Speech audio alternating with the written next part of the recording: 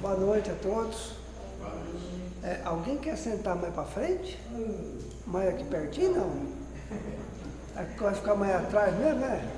Tá bom aí? Tá ouvindo bem. Então vocês não me ouviram bem, que eu já estou meio desgastado da garganta. Não vai dar para aumentar muito a fala, viu? Não vai ter jeito.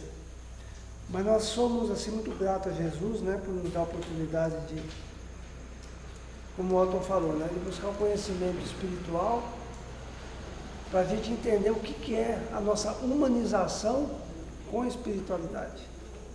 Então, quando a gente se dedica a buscar uma causa de evolução espiritual, não importa em qual linha ou de segmento religioso, porque todas as religiões elas têm um único fundamento, né? Tirando aquilo que os homens às vezes bagunçaram, mas nos dá a chance de entender que a nossa estadia na Terra, onde a gente nasceu, onde a gente vive, o que nós fazemos na nossa existência tem um objetivo muito mais profundo do que a gente imagina. Os desafios, né, os dissabores da vida, tudo tem um propósito. E para a gente poder confiar nesse propósito, a gente precisa se esclarecer mais. Então, esses espíritos amigos, né, que nos permite ou nos estimula, mesmo com a nossa luta diária, as nossas dificuldades, tirar um momentinho para a gente buscar essa consciência de espiritualidade, nós temos que ser muito mais gratos do que a gente imagina, né? Porque não é fácil viver no mundo material nessa época que nós estamos vivendo e ainda assim não se deixar perder pelos arrastamentos da materialidade, da soberba, da ganância e ainda assim se permitir buscar a espiritualidade, né? No dizer de um querido amigo espiritual que diz assim, né, nos faz lembrar o que outro amigo disse: ainda nem um terço da humanidade terrena, a gente sabe que a humanidade se estende para outros mundos, mas a humanidade terrena nem um terço ainda alcançou a espiritualidade. Ainda nem um terço. E para alguns é um desânimo isso, mas não é para ficar desanimado, é o contrário. Porque o desdobramento da nossa consciência espiritual para essa nova fase que tem a ver com o capítulo que está inserido nesse texto, que é o capítulo 20 do Evangelho segundo o Espiritismo, né, vai nos fazer pensar de que tudo ainda é muito novo. Na cronologia, né, na cosmologia da Terra, se for pensar, a Terra teria hoje, comparando com a nossa idade adulta, a Terra já teria mais ou menos nem 9 anos de idade ainda. Nem 9 anos de idade, né? Mas como eu já falei aqui, mas nem todos estavam presentes, eu vou repetir. Nós já temos mais ou menos a data de que o mundo vai acabar. Vocês sabiam disso? Pode dar essa notícia aqui, Maria Antônia? Pode mesmo? Está todo mundo bem aí? Falta só 50,8 bilhões de anos, tá, gente? Daqui 50 bilhões, 0,8 de anos, a possibilidade do oxigênio acabar na Terra é muito grande. Né? Mas até lá... Hã? Mas até lá nós vamos aprender muita coisa ainda. Porque quem está como coordenador dessa casa aqui sabe o que faz. E nos escolheu para estar aqui para aprender. E aí é que começa a nossa consciência, começar a se desdobrar. O Evangelho segundo o Espiritismo, há pouco tempo vem um relato de um médium que começou um grande trabalho com o Divaldo, com o Chico, lá na década de 60, com o Chico, e que depois, em determinado momento, foi seguir uma outra linha de formação evolutiva, vamos dizer assim, né? E ele disse uma frase assim, que eu achei até interessante, o Espiritismo, olha que ele foi um dos precursores da doutrina espírita junto com o Chico. Ele falou assim: a doutrina espírita se perdeu quando aceitou o Evangelho religioso. Imagina uma pessoa que teve contato com a espiritualidade, que psicografou junto com o Chico, num determinado momento fala isso.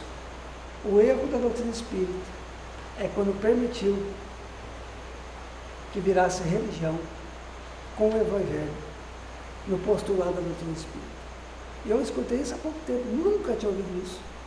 E aqui me deu um susto, como é que pode um ser humano encarnado tendo a dádiva de ser um grande trabalhador, né?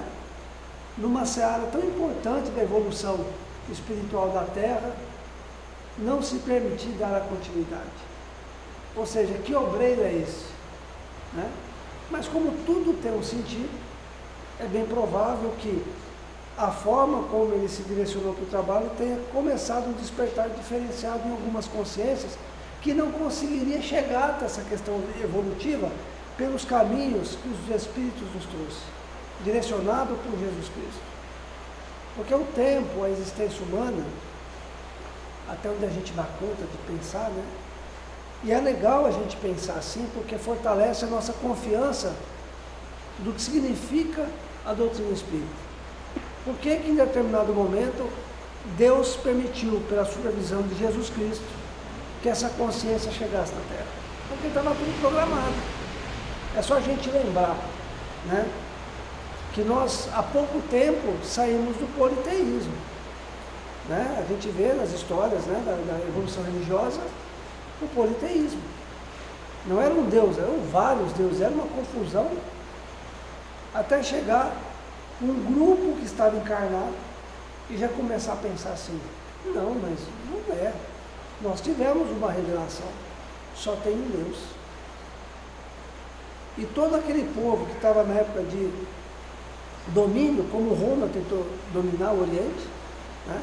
Conseguiu dominar o Oriente, quando chegou naquele momento e percebeu que eles tinham uma consciência de divindade diferente, o que eles tentaram fazer? O povo calma, pela opressão, pela imposição, e o povo hebreu lutando para dizer, não, o Deus é único.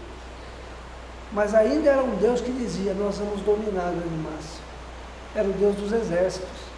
Então esses obreiros daquela época só tinham uma missão, garantir o sustentáculo do início da consciência do Deus único.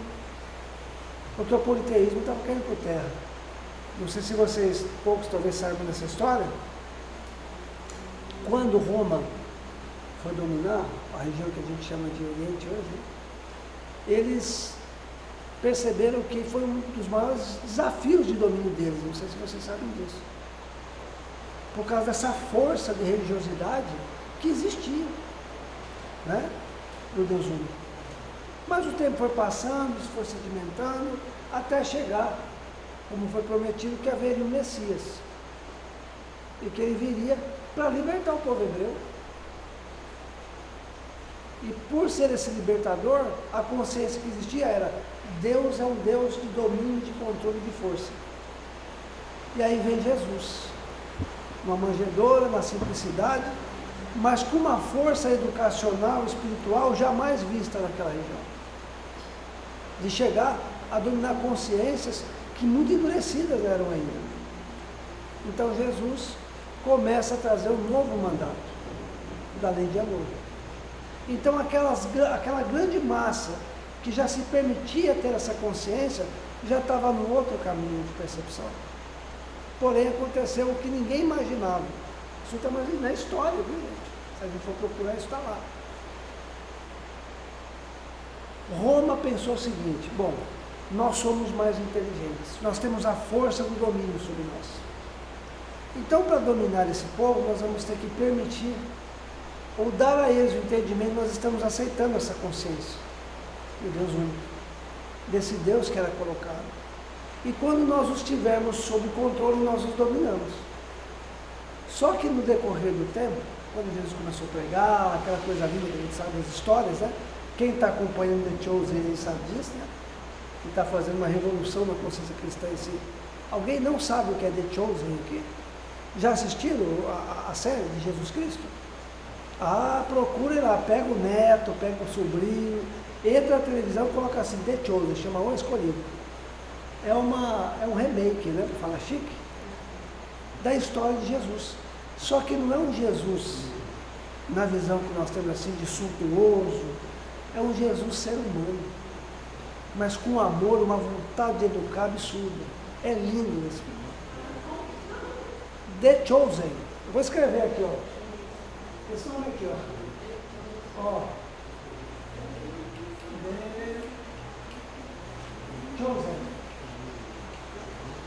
Foi o escolhido. Maravilhoso. Né? Você já viu essa? É uma série. Tá lá na Netflix. Não está na Netflix. Tá? É que tinha saído, voltou de novo? Diz que tinha saído. Bom, que bom. Ô, gente, assista. Nos ajuda muito nos estudos que a gente tem no Evangelho. Mas então Roma, com essa consciência, olha que nós tivemos uma etapa, estamos indo para a segunda, hein? E na segunda etapa, que veio Jesus, o povo romano decidiu fazer de conta que estava começando a respeitar e aceitar. Só que depois do que Jesus trouxe e ensinou, já tinha muitos romanos, assim, segurando, morrendo de vontade de conhecer o cristianismo. Então, quando o imperador soltou da possibilidade, ele tomou um susto. Porque ele percebeu que até o povo romano já estava querendo seguir Jesus. Como é que volta atrás? Percebe como a espiritualidade trabalha com os trabalhadores que têm a missão de fazer uma transformação coletiva em fases específicas da humanidade? Isso aconteceu em todos os tempos. Desde os primórdios da consciência divina, ainda muito primitiva, até chegar em Jesus. Então, quando eles foram perceber, não tinha mais jeito. Tiveram que aceitar. E aí começaram a criar uma ideologia dogmática, religiosa, baseada na força de Roma, né? Que nasce a nossa mãe religiosa chamada Igreja Católica, ou Catolicismo. E todo mundo aqui sabe da história do catolicismo, não precisamos voltar lá atrás, momentos difíceis, de domínio, de controle, mas que ainda assim começou a se trabalhar a força espiritual de forma natural, ainda sobre contenção e controle. Tirando as guerras, as dissensões que aconteceram, isso não importa, olhando hoje, na época foi muito sofrido. Mas a gente percebe que o chamado vai acontecendo, em épocas da humanidade, de uma forma muito precisa. E aí Jesus deixa para nós algumas falas importantes, antes da gente chegar diretamente nesse ponto. Muito tenho a vos dizer, mas vocês não estão em condição de compreender. Eu rogarei ao Pai, e Ele vos enviará outro Consolador, que é o Espírito de verdade. Bom, então Jesus deixou um legado dizendo, olha, vou enviar outro Consolador. Por que ele não disse, já que existia na Escritura o retorno, por que ele não disse, eu voltarei? Porque aí também a gente tem alguns dizeres que falam daquela questão que ele volta para separar, aquela coisa, mas tem uma linguagem figurada que não é o tema de hoje. Senão vai confundir, para a gente pensar. Então Jesus nos deixou uma marca muito direta de que ao longo da humanidade, do tempo em que a humanidade precisa percorrer, o despertar para uma consciência diferenciada, porém atestando o que ele ensinou, viria. Então, quando a gente vê alguém que tem um contato com essa consciência, e nessa consciência ainda não despertar a vontade de se empenhar nesse propósito, por isso que a gente escuta isso, nenhum terço da humanidade ainda é espiritualizado. Então, quando você vai estudar o Evangelho, né, aí a gente já vai começar a entrar na consciência espírita, a gente começa a entender que o propósito da espiritualidade era, em primeiro lugar, trazer o Evangelho redivivo, ou seja, aquilo que Jesus colocou como proposta educativa e evolutiva, de uma forma mais simples, sem mandatos de autoridade. Porque é um desdobramento do ser humano, ele precisa entrar nessa consciência, e que não é fácil. Mas quando eu trouxe esses relatos lá de trás para a gente aqui pensar, é pelo seguinte, nós estivemos nessas épocas. Nós fomos chamados em todas essas épocas. Porém, só agora a gente está aceitando esse compromisso maior. Percebe? Então, para depois ficar como dever de casa, antes de entrar no capítulo 20, leia o capítulo 18. Muitos são chamados, poucos escolhidos. E não fala que o chamado é só numa encarnação, não. Muitos são chamados desde quando esse processo, vamos dizer assim, de despertamento maior aconteceu de Jesus para cá, não vamos nem lá para trás. Já começou. E nós estamos encarnados numa época extremamente importante da história evolutiva espiritual que cabe no planeta Terra. E que as vozes do Senhor, que são os Espíritos, estão dizendo, está na hora de se permitir. Mas não se permitir às cegas, mas se permitir compreender isso tudo baseado no que nós estamos fazendo aqui hoje. Pegar o Evangelho, com calma, ler, estudar, ir para o grupo de estudo e começar a ver o que nos transforma essa consciência. Porque realmente não é fácil. Né? Então as falas do capítulo 20, até chegar na orientação dos Espíritos, sobre essa consciência, é muito importante a gente pensar. Então eu peguei uns trechinhos antes de entrar nesse tema, só para a gente pensar. Por isso que eu trouxe essa questão histórica assim, do meu jeito mais simples que eu dei conta de fazer. Para a gente pensar. Nunca na história da humanidade, a humanidade ficou sem direção. Não houve, em nenhum momento da evolução humana, descontrole sem direção. A nossa visão ainda olha que sim. Por isso que hoje as pessoas falam muito assim, né? Nossa, o mundo está perdido. Meu Deus, como a coisa está ruim. Tudo é uma fase existencial. E se a gente confiar de quem está no lema desse barco, a gente precisa ter medo. Ainda com a nossa pequenez, com a nossa dificuldade de ser esse trabalhador 100%, mas se nós estamos tirando 1 hora da nossa semana para estar em algum lugar, para pelo menos se permitir escutar um pouquinho das palavras de Jesus, alguma coisa já está diferenciada em nós. E é isso que a gente tem que pensar. Então, quando esse capítulo começa a nos chamar a atenção, é como uma parábola de Jesus. Né? Que ele fala que um chefe de família, que tinha um trabalho no vinhedo, vou resumir só para ficar mais fácil, então ele vai em busca de trabalhador. Então ele chega na primeira hora, convida alguns e fala, vou te dar uma moeda. Porque lá existia, né, na história, lugares que quando o senhorio, vamos dizer assim, ia procurar trabalhador, tinha lugares específicos. E é onde ele pegava os trabalhadores. Então foi na primeira hora, pegou alguns e convidou uma moeda. Foi na segunda hora, convidou outros, uma moeda. Foi na terceira, na quinta e na nona hora. E na nona hora chamou a atenção. Tinha alguns trabalhadores que perguntaram assim, por que vocês não estão trabalhando? E eles responderam, porque ninguém pôde nos empregar. Aí combinou com eles um denário, uma moeda, vai para o meu vinhedo. Estou resumindo para ficar mais fácil, só para a gente visualizar a situação. Então, no final do dia, ou depois da nona hora, o chefe de família volta. Lá onde estava sendo feito o trabalho, chamou lá a pessoa encarregada de pagar e falou assim, ó, chame todos os trabalhadores e comece pagando do último para o primeiro. Dá a impressão que é tão sem cabeça essa metáfora, essa parábola de Jesus, mas tem um sentido muito profundo.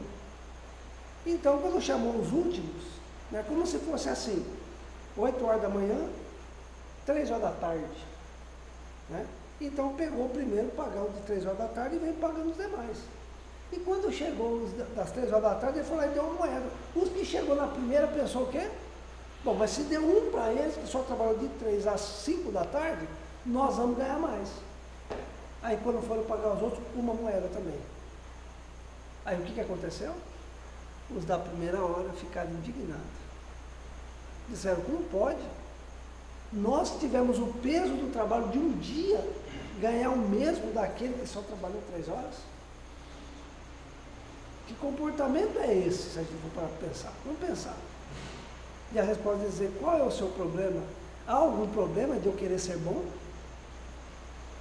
O que será que essa parábola nos diz de verdade?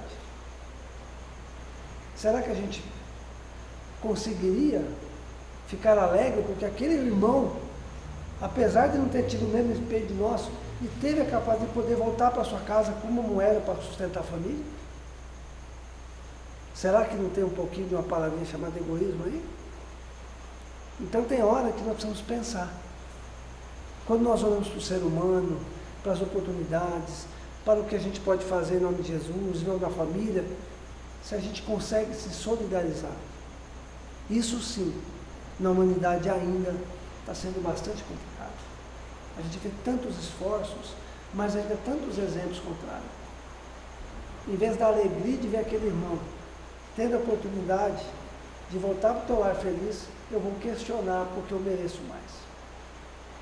Então essa palavra mostra o senso principal que está no texto, que eu vou ler aqui para vocês. Aí depois, se alguém tiver alguma pergunta, a gente fala. O trabalhador da última hora tem direito ao salário, mas é preciso que a sua vontade tenha estado à disposição do Senhor que devia empregá-lo. E que esse atraso não seja o fruto da preguiça ou da má vontade. Às vezes nós podemos ter a oportunidade de trabalho, de fazer mais pela consciência e pela obra do Cristo. Mas às vezes a gente fala, não, quando eu aposentar, né? Quando meu filho casar, e a gente perde a oportunidade de fazer parte de algo que é tão importante para a humanidade. E todas as religiões, a gente vê a mesma fala. A seara é grande, mas os trabalhadores são poucos. É incrível isso. Então, às vezes você pega uma... eu estava vendo hoje, esqueci o nome dela, lá da casa da Prece, lá de Uberaba, que agora é um outro centro que vai ser diretor, que vai comandar a casa onde o Chico trabalhou. Eles ficaram um bom tempo depois da pandemia. Havia um trabalho que eles saíam com uma van, iam buscar os moradores de rua e traziam lá para a instituição e cortava cabelo, fazia unha, um trabalho lindo. E que depois da pandemia, isso aconteceu em todas as religiões, não é só espírita, não. Cadê os obreiros? Cadê os trabalhadores? E ó, ainda está isso aqui, ó, para conseguir trazer essa turma de volta. E não tinha, e ela foi contando a história, como é que começou, e começou, nós vamos começar. Tinha 3 pessoas, era o motorista mais 3. Olha, ninguém vai começar, nós vamos começar. Né? Isso não faz muito tempo. Então esses obreiros é que entenderam o recado. Não interessa se é da última hora, se é na primeira, eu tenho que fazer a minha parte. Porque eu acredito na causa. Eu acredito na causa do Cristo da Terra. Não por vaidade, não por presunção, para achar que nós somos melhores ou não, nada disso. É porque nós já entendemos o propósito da educação espiritual na Terra. Nós já entendemos que nós precisamos, com todas as dificuldades que eu tenho, fazer algo pelo próximo. Eu não posso mais esperar. Eu preciso me sensibilizar. E cada um à sua maneira. O que eu não posso é embotoar esse senso de valor. Porque às vezes nós fazemos muito isso. A gente pode dar um passinho à frente. A gente pode tentar um pouco mais. E às vezes a gente trava a chance de ser esse obreiro. Às vezes a gente fica preocupado em falar isso, que às vezes tem alguém chegando na casa pela primeira vez aqui hoje, que eu começou a perguntar alguém, né? Como é que é o nome do senhor? Paulo. Senhor Paulo? Vanilda, sejam bem-vindos, viu? Então, alguma coisa que a gente falar aqui que ficar em dúvida, pode perguntar para o Otto ali, que ele ajuda a responder, viu? Né? Então, às vezes dá a impressão que por nós estarmos no templo espírita, né, a gente está puxando para o lado espírita, não para o lado cristão. Essa é a ideia de Jesus. Que aqueles que querem trabalhar pela causa dele façam o melhor de acordo com a possibilidade. Jesus nunca exigiu de nós mais do que a gente dá conta. É se sensibilizar por esses valores de fraternidade, de amor que a gente está vendo. Esse é o legado dos trabalhadores da última hora, porque a consciência mudou. Muito do que o Cristo falou lá atrás, nas primeiras e nas segundas horas, está sendo sedimentado agora, nessa fase da humanidade. E se a gente pegar, a gente pode ir para várias questões. Por isso eu trouxe a fala de muito tem a vos dizer, mas não estão em condições de compreender. E depois dessas horas que a gente falou do politeísmo, né, até chegar ali no monoteísmo, e no monoteísmo a consciência do Deus é vingativo, Deus dos exércitos, um Deus de amor pregado por Jesus, Jesus ainda falou que viria uma outra fase. Porque Jesus já começou a falar de algo mais, que é a relação do mundo espiritual com o mundo físico. Mas Jesus falou do mundo espiritual demais. Jesus falou da comunicabilidade espiritual com o plano físico demais. Inclusive ele fez isso. No Monte Tabor, a gente lembra quando ele conversou com Elias e com João. Elias e João Batista, né? Foi. né? Ele já fez isso, mostrando para a gente que existe sim. E ainda disse, eu vou para vos preparar, Moisés, né? Eu vou para vos preparar, obrigado, é bom ter pessoas instruídas ali, que não deixa a gente errar, né? Eu vou para vos preparar um lugar. Peraí, que lugar que é esse? Não é na terra. Ele deixou claro que existe um mundo espiritual. Na casa do Pai há muitas moradas. Então esses obreiros do Senhor da última hora, sabe quem que é?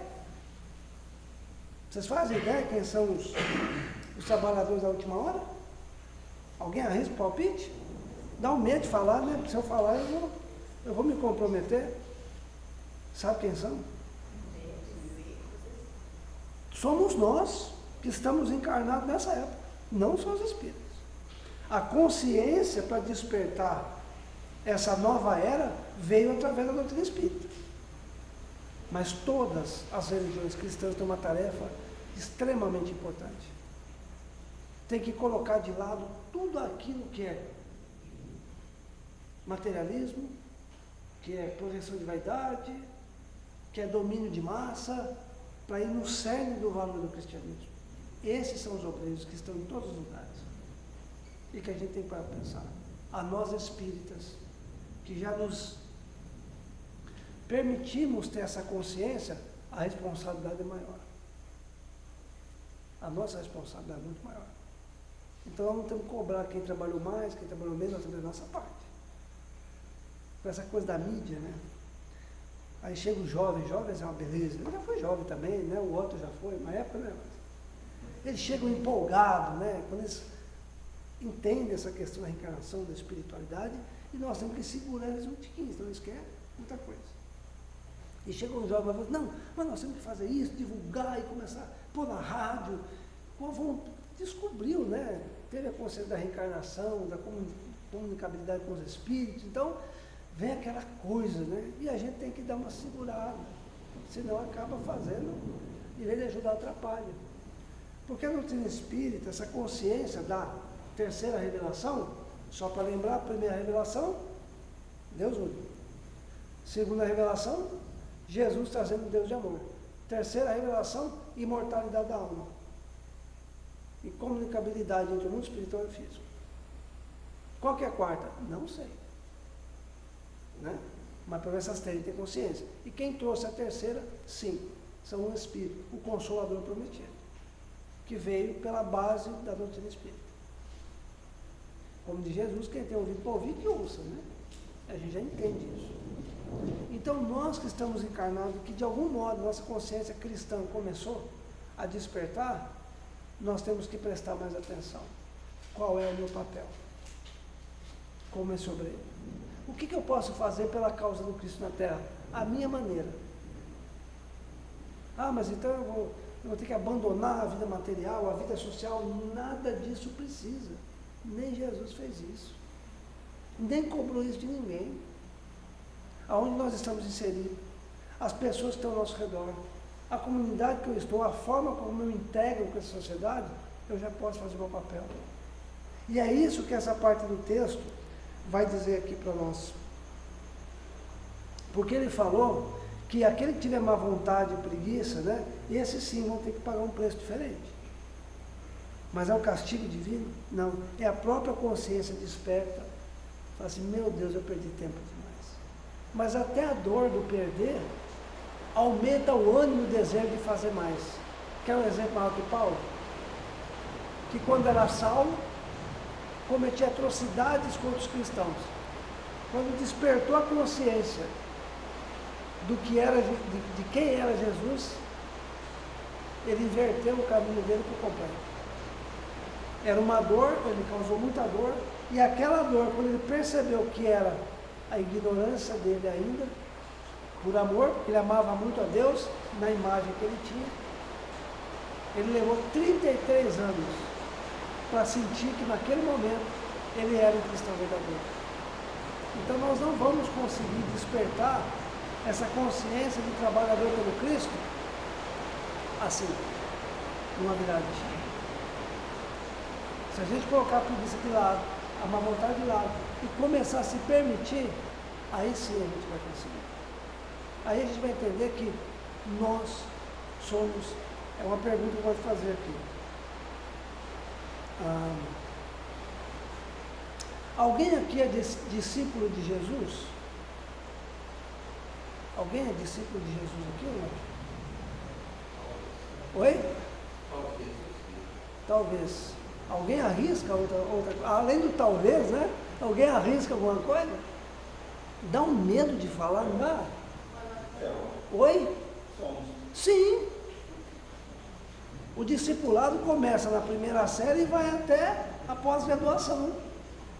Talvez nós estamos na terceira série, na segunda, mas nós temos que entender que nós somos discípulos de Jesus. Apóstolo ainda não, né? Mas discípulo sim. A gente baliza as nossas ações pelo ensinamento de Jesus. Nem sempre. Mas a gente faz isso. Às vezes uma situação ali, você faz uma oração, como ele fazia. Às vezes uma situação que você poderia ser mais embrutecido, você não é. Às vezes você exerce o perdão, ainda que um perdão mais ou menos, mas você já faz. Não é a pós-graduação, mas já é a terceira série. Nós temos que reconhecer isso por responsabilidade. Porque é muito fácil dizer assim, vai chegar um momento em que Jesus vai voltar numa carruagem e vai fazer uma parte. Olha, vocês não seguiram o que eu queria, vai para o fogo do inferno. Vocês não, vocês vêm para cá que eu vou cuidar de vocês. Isso condiz com o que Jesus ensinou para nós? Né? Então a gente tem que entender que a figura alegórica que a gente vê no Evangelho precisa ser pensada numa única frase. A palavra mata e o verbo vivifica. Se a gente compreender isso, fica muito mais fácil. Podem ver que é incrível. Muitos aqui foram católicos, ainda é, cara. Eu vou na missa, se me chamar eu vou. Se tiver um pastor que eu gosto, vou também, então eu gosto. Né? Uma vez eu achava estranho me perguntar assim, mas você foi lá escutar o pastor? Eu falei, fui, o que tem? Eu estou gostando de falar. Qual o problema? Não tem nenhum. Já me viram na sacristia ali da igreja, ajoelhadinho, rezando. Já fiz isso. Qual o problema? Itaúna, já fiz isso. Gente, nós temos que agradecer a igreja católica e deixar as portas abertas. Tem hora que a coisa está tão difícil na cabeça da gente, você fala, não tem recurso. Eu vou ter que fazer uma oração lá. Vou ter que entrar lá, aos pés de Santo Antônio, fazer uma oração. Nós estamos tudo no mesmo barco. Ali é um posto de socorro espiritual. A igreja quadrangular é um posto, a Betel é um posto da espiritualidade na terra. São tudo obreiros, cada um estudando uma matéria diferente, mas tudo vai se converger a um ponto só. Então, se colocar como obreiro é isso, é entender o meu papel, começando por mim, no meu lar, pelos filhos, pelos vizinhos, pela situação de trânsito, pelas confusões dos combates naturais da nossa personalidade enraizada ainda no orgulho, no egoísmo. Isso tudo é ser discípulo de Jesus. Concorda com isso? Alguém quer perguntar alguma coisa? Não? Então vamos continuar. Lá nos últimos são os primeiros, tem um trechinho que fala assim: bons espíritas, meus amados, sois todos vós também da última hora. Bem orgulhoso seria aquele que dissesse: comecei o trabalho ao alvorecer e não o terminarei senão no declínio do dia. Seria bom que a gente tivesse essa força. Todos vós vieste quando fostes chamados, um pouco mais cedo, um pouco mais tarde, para a encarnação da qual carregais os grilhões. Mas destes quantos séculos e séculos o Senhor vos chamou para a sua vinha, sem que tivesses querido nela entrar. Quantas vezes, talvez, nós somos chamados? E nós não aceitamos o convite. Por isso agora reencarnando e falar, meu Deus, eu tenho que fazer alguma coisa, não é possível. São tantas dádivas que eu tenho num mundo tão turbulento. O que eu estou deixando de fazer pela causa desse mestre, desse irmão? Tem uma companheira nossa, né, que foi uma das pessoas que me falou uma frase mais bonita que eu escutei. E olha que personalidade difícil. Quando ela conheceu a doutrina espírita, né, que foi o nosso querido João Fares que deu o primeiro empurrãozinho nessa pessoa, E a gente conversando, depois teve diálogo, pegou uns livros para ler, da Bíblia, livro espírita e tal. Virou para nós e disse, você sabe o que está me levando para o Espiritismo? Eu falei assim, não faço a menor ideia, né? Ele falou assim, tiraram Jesus, o espírita tirou Jesus do pedestal e colocou no chão junto com a gente. Foi a frase mais bonita que eu escutei para representar Jesus Cristo. Eu nunca mais, que isso vai fazer mais, sei lá quantos anos faz, vou nem falar. Eu fiz 45 agora, né? Então não pode ficar lembrando, né, Cláudio? Olha um despertar com uma simplicidade, trazendo Jesus do nosso lado. E é isso que a gente tem que pensar. Qual é o nosso papel nesse sentido? Né? Depois assim, eis o momento de receber o salário. Mas o salário que ele nos promete é diferente. Empregai bem a vossa hora, que vos restes, e não esqueceis jamais que a vossa existência, tão longa que vos pareça, não é senão um momento bem fugídio na imensidade dos tempos que formam para vós a eternidade. Aqui é uma palavra de esperança. O que são 90 anos? Quer dizer, 92, porque eu quero chegar até 92, né? O que são 90 anos para a eternidade? A eternidade não tem tempo mensurado. Então, o que é? Se a gente fazer uma conta breve, vamos pegar de Jesus para cá, eu acho que eu já fiz essa conta aqui. Se alguém lembrar, eu falar errado, me corrija. Segundo a espiritualidade, não é uma conta certa, mas é mais ou menos. A gente levaria, se for contar determinadas épocas, um pouco menos, né? O povo vivia até 60 anos no máximo, hoje não, hoje é mais. Mas vamos pegar 60, certo? E mais 40 no plano espiritual para a gente fazer conta mais fácil. São 100. Se você colocar 2025 anos em 100, quantas encarnações dá? Vai dar umas 20, mais ou menos, né? Quantas dessas a gente reencarnou com consciência de valor de espiritualidade? Talvez seja a nossa primeira. E a gente tem que pensar nisso. Muitas desilusões, muitos desenganos, muitas situações que a gente complicou em vez de ajudar, e agora a gente aceitou ser obreiro. Trabalhar na seara de Jesus, do jeito que cada um der conta. Tem uns que têm um dever maior, vai trabalhar na primeira hora, vai dedicar muito mais, tem outros que vai ser, né? A gente vê tantas pessoas que são incríveis na nossa vida, né?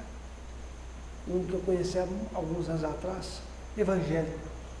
E a irmã espírita falava assim, ele tem que virar espírita, que tem tudo a ver com ele. E ele detestava os espíritas. Detestava. E foi uma das carreiras meteóricas de consciência espírita mais rápida que eu já vi. E você vê ele falar do amor ao espírito, como é que eu perdi tanto tempo? Né? Mas é isso, todo mundo chega na hora certa. A questão é quando bate na porta, eu tranco e não abro, para permitir.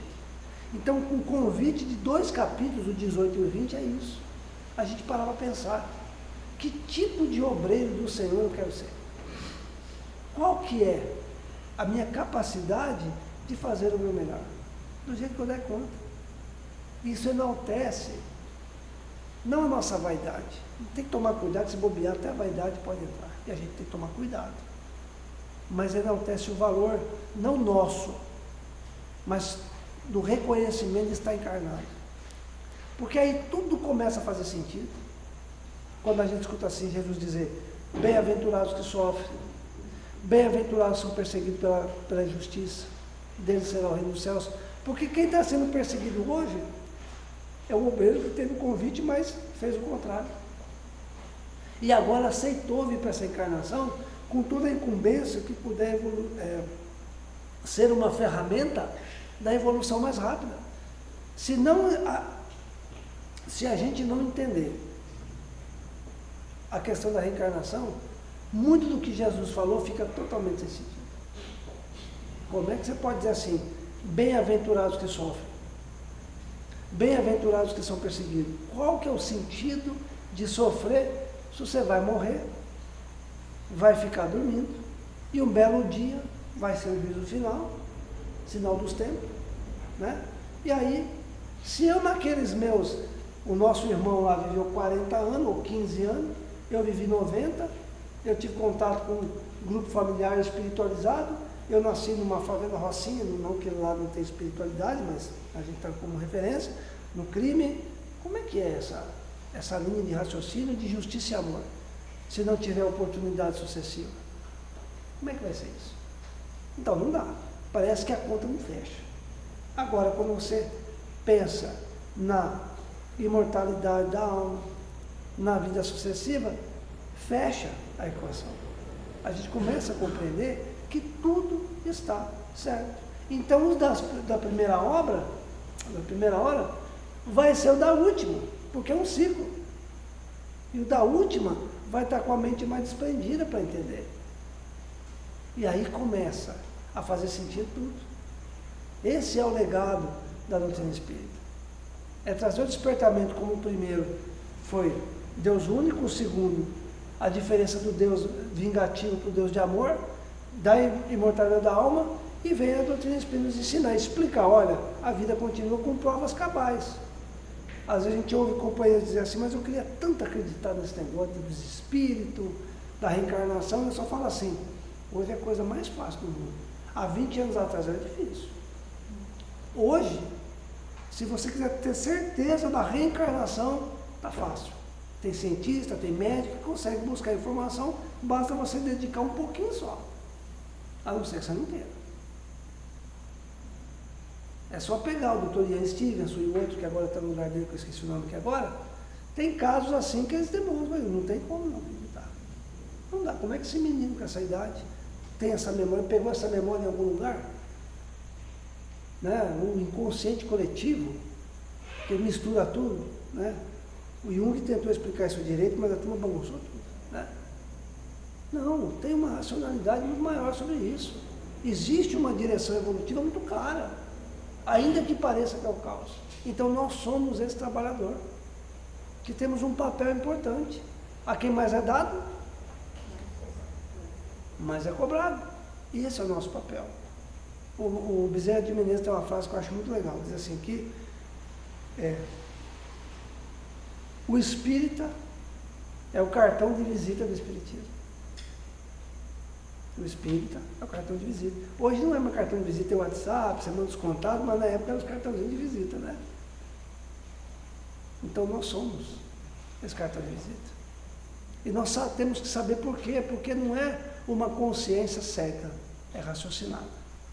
Eu não vou vir a doutrina espírita porque o Ailton falou que se eu for lá eu tomo passe e a minha vida vai ser uma maravilha, não vou ter problema, então eu vou ser espírita porque aí as energias não me prejudicam, as invejas. Nós já passamos dessa fase. Agora é uma fase de despertamento. Eu vou porque eu entendo que eu preciso aprender para evoluir e servir. Um companheiro espírita, um espírito amigo nosso sempre repete: aprender para melhor servir. Aprender para melhor servir. E olha que a gente ainda é isso aqui, ó. A gente às vezes acha que está assim, né? Mas não está, está assim ainda. Mas não é para desanimar, é o contrário. É para animar. Porque se nem 1/3 da humanidade está desdobrada para a espiritualidade, e nós já estamos aqui, ouvindo, pensando, analisando, concordando, discordando, praticando, nós já estamos assumindo esse papel desse trabalhador, desse obreiro, como diz o texto.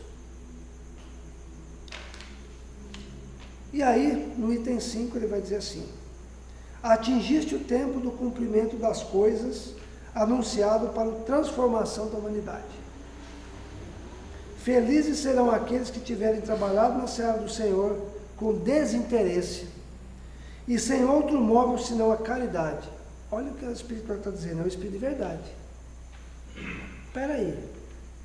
Então, se eu estou colocando meu coração por amor para fazer o bem, eu já sou um obreiro.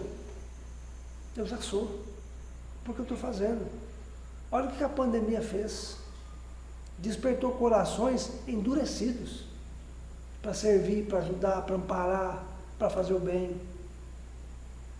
Só que para muitos durou muito pouco.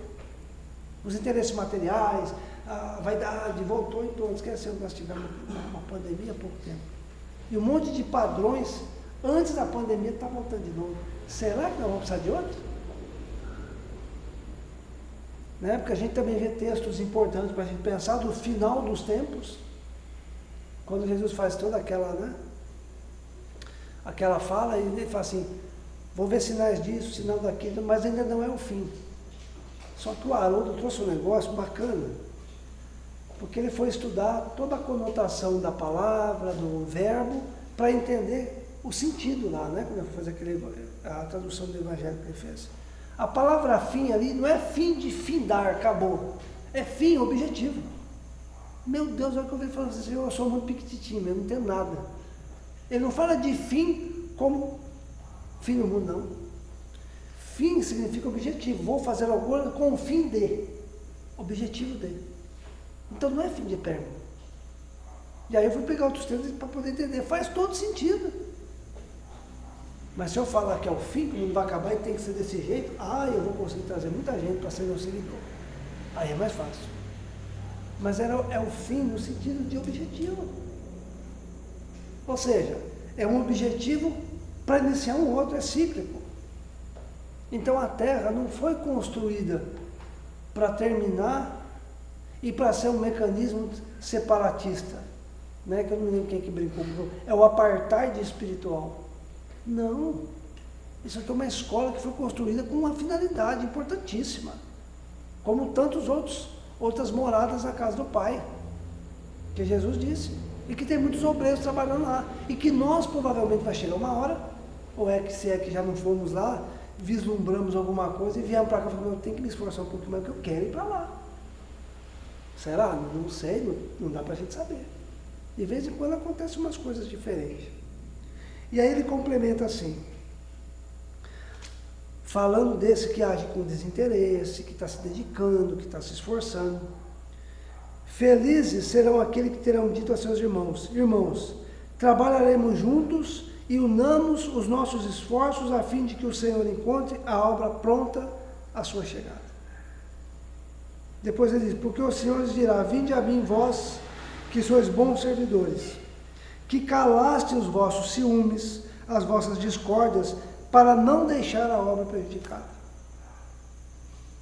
Mas ai daquele que por sua dissensão terão retardado a hora da colheita. Quantos líderes religiosos retardaram o avanço da colheita?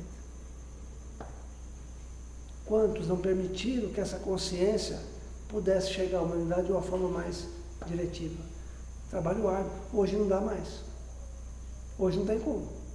Qualquer indivíduo que questionar essa terceira revelação prometida por Jesus, da imortalidade da alma, da reencarnação, é só procurar. Mas muitos ainda tentam retardar. Talvez nós fizemos isso, por nossa ignorância. Travamos um grupo, uma coletividade, porque tinha uma capacidade de domínio, de massa, de fala, e nós projetamos ideias utópicas que travou o desenvolvimento. Fomos um mau obreiro. E agora a gente tem que tentar fazer um pouquinho mais, né? Então, ai daquele.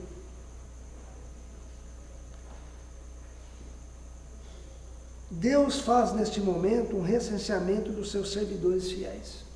Aí é para nós. E marcou com o seu dedo aqueles que não têm senão a aparência do devotamento, a fim de que não usurpem mais o salário dos servidores corajosos. Porque aquele que não recuar diante das suas tarefas, que vai confiar os postos mais difíceis na grande obra da regeneração pelo Espiritismo. E estas palavras serão cumpridas. Os primeiros serão os últimos, e os últimos serão os primeiros no reino dos céus. Então nós estamos sendo chamados pelo Espírito da Verdade, que fala em nome de Jesus Cristo, para que a gente possa compreender esse nosso papel, essa nossa vontade de fazer mais, de dedicar, né? De quando alguém perguntar de novo, quem aqui é discípulo de Jesus, a gente levanta a mão rápido, sem medo. Não é porque não, mas você fala que eu sou discípulo de Jesus, mas eu brigo com o vizinho de vez em quando, né? Eu complico a vida da minha mulher de vez em quando, né? Então não posso falar que eu sou discípulo, mas tem a primeira série e tem a pós-graduação. começou a educação aqui na Terra, não é nem primeira série mais, agora é jardim, pré, eu nem sei como é que está isso mais. Com 4 anos o menino já está aprendendo a escrever, o negócio está tão bravo. Né? Celular então nem se fala. Né? Então nós estamos no caminho. A questão é, se escolheu a causa espírita, se permita ser um obreiro. Se escolheu o protestantismo, se permita ser um trabalhador. Se é no catolicismo, se permita, se não importa. Aonde tem a palavra do Cristo?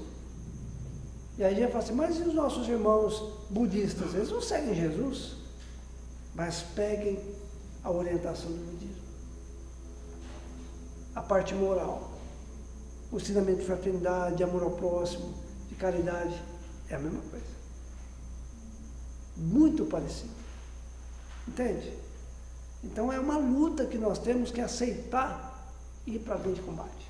Mas o combate não é com o outro. O combate aqui dentro. Eu tenho que jogar fora minhas vaidades, meus desvaneios e me permitir.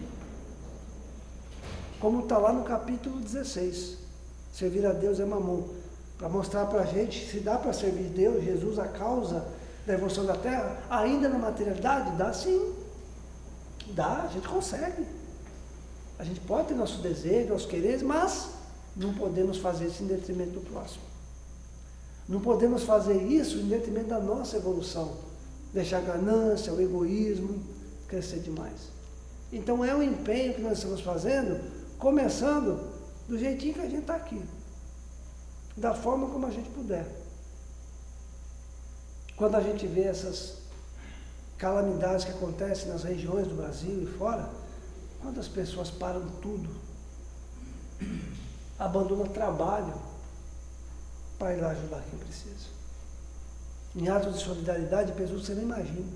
Quem já passou por uma inundação sabe o que eu estou falando. Você está ali sem saber, daqui a pouco chega um, ajuda você a pegar móveis, você fala, eu nem sei quem que é, pegando meus móveis, vamos embora. E te ajuda, te cede a mão, você nem sabe. Empresas que param a empresa e falam assim, hoje não tem não, todo mundo vai lá para ajudar a turma lá. Para tudo para ajudar.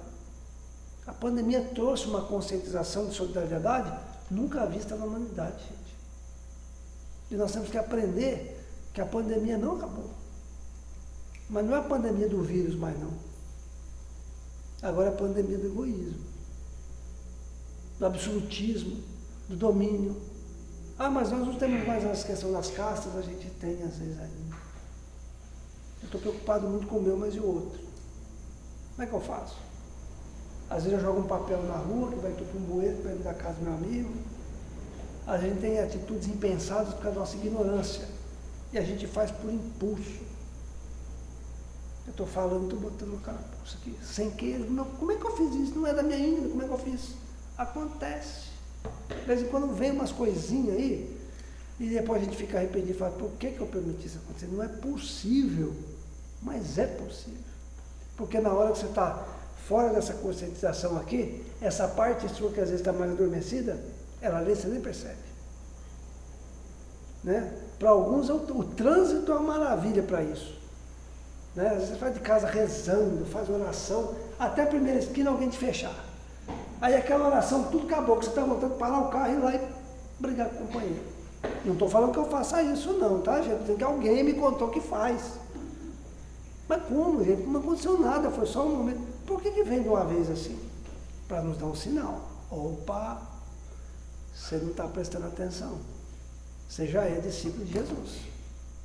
Está na hora de esforçar um montiquinho, senão que não está esforçando. Então, cada capítulo do Evangelho, como eu sempre falo, para a gente encerrar, chega em casa, pega o capítulo 18 e o capítulo 20.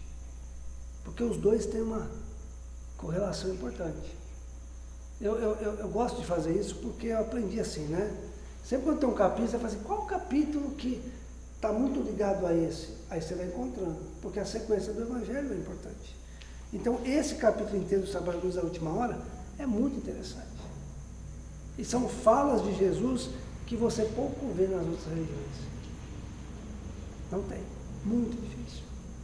Então, que a gente possa pegar esse capítulo depois, né? Aí, qualquer dúvida tem o Otto aí, né? O Otto é a pessoa que, se tiver dúvida, pode perguntar para ele, né?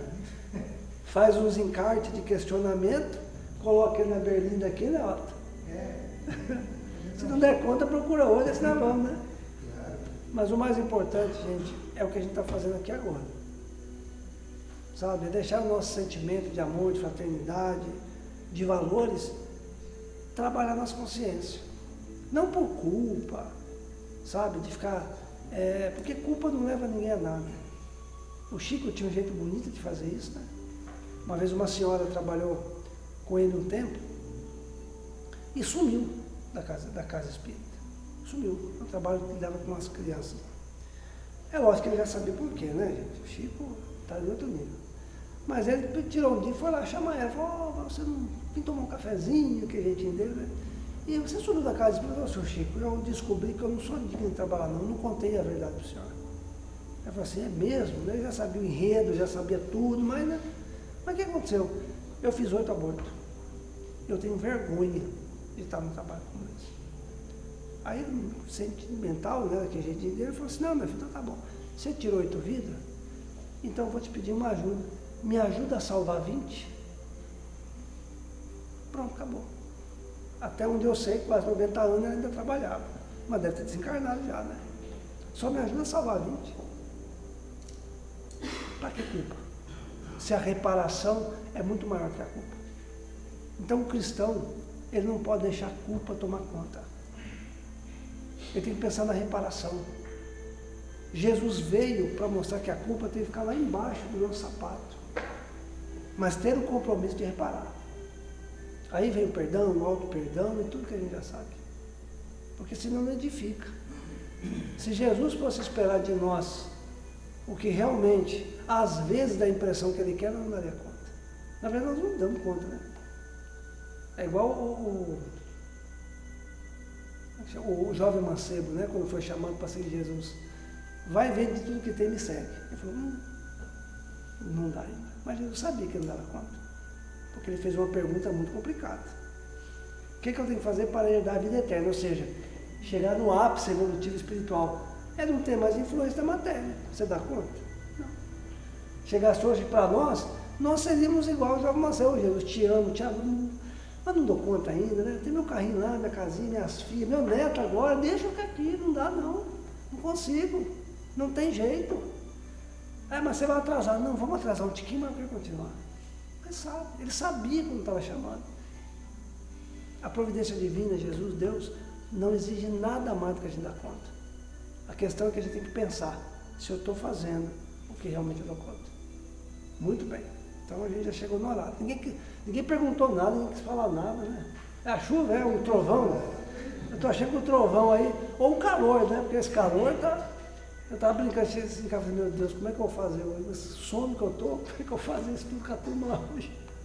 Mas você lava o rosto, anda mais rápido, a coisa melhora, né? Então, muito bem. Tem algum recado, Otto, que você queira dar? Não tem não. A peça eu vou fazer, né? Parece você. Deixa eu beber água aqui, minha garganta já foi embora. Ô, Otto, como é que é o estudo do Evangelho quando alguém quiser participar? É só avisar que quer, aí dá o nome, né? Não, é só chegar e sentar. Tem um estudo aqui antes, não tem? O estudo aqui é de 7h25 a 5 meia hora. Agora, o sábado, tem um estudo de 1 hora, começa às 9h30, vai até às 10h30. No sábado. E nas quartas-feiras, nós temos 15 minutos de Evangelho e 45 de livros de Espíritos. É 7 às 8 da noite. Aí, gente, para quem quiser aprofundar, não falta oportunidade. Na sexta-feira, o livro dos 10, né? É. O estudo do livro dos 10. Na sexta-feira. 6h30, né? Acho que é 6h30, 7h30. Caso o espírito não tenha estudo, não dá, né? Tem que ter, senão não vai, né? Então vamos fazer nossa prece. Nós vamos na sintonia dessa música que nos acalma, que nos equilibra. Nos sintonizar com os nossos mentores espirituais, esses espíritos amigos que aceitaram a missão de estar ao nosso lado, para nos tutelar, para nos ajudar, para nos inspirar. Somos agradecidos a Deus, a Jesus, por nos permitir estar nessa encarnação, vivendo ao lado dos espíritos que amamos, aprender em cada circunstância da nossa existência. E te rogamos, Jesus, que toda essa vibração e energia que sentimos nessa casa, que possa ser conduzida pelos nossos amigos espirituais, aos nossos lares, àqueles que conheçamos que se encontram enfermos. Ilumina, Senhor, os trabalhadores dos centros de saúde, das UPAs, hospitais, os gestores. Abençoe todos aqueles que trabalham, Jesus, em apoio, em auxílio dos nossos irmãos que sofrem. Ilumine as consciências que podem ser despertadas para interromper as guerras, os conflitos. Mas abençoa, Senhor, os nossos irmãos refugiados, que recebam as nossas melhores vibrações, para que tenham bom ânimo, força, equilíbrio. Ilumina, Jesus, todos aqueles que estão encarnados, com a missão e o propósito de educar a humanidade para essa fase da regeneração. E nós ainda, na nossa pequenez, pedimos força para que possamos continuar buscando os teus ensinamentos, tentando ser pelo menos um exemplo dos teus ensinamentos na nossa conduta do dia a dia. Que a tua luz abençoe todos os trabalhadores desta casa, de todas as casas de oração. E todos aqueles que estão sendo preparados para vir a esta casa, aprender e se juntar a nós. Que sejam todos bem-vindos. Porque Jesus precisa de mãos operosas, para que quando as nossas falharem, tenhamos a mão dos nossos irmãos a nos sustentar e amparar. Obrigado, Jesus. Obrigado, Mãe Maria Santíssima, pela luz de amor que promana por toda a terra. Paz no coração de todos e que Jesus os abençoe. Que assim seja.